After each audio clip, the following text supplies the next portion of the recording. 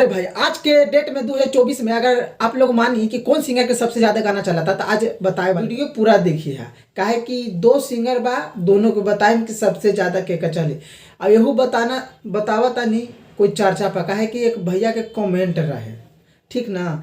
तो देखी ई हो गई आशीष यादव आ ई भैया हो गई रोशन रोही जी।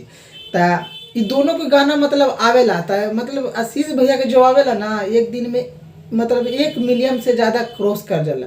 और जब रोशन भैया के आवेला तो मतलब 2 से 3 दिन होला ना, तो मतलब पहुँचेला 1 मिलियन पहुँचे वाला रहेला। तो मतलब मानी कि ट्रेंडिंग स्टार कौन कहाला?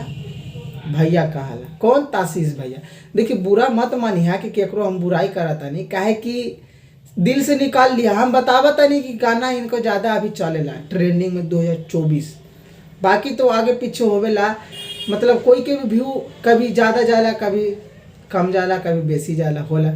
यहाँ तो कम बेसी होवेला।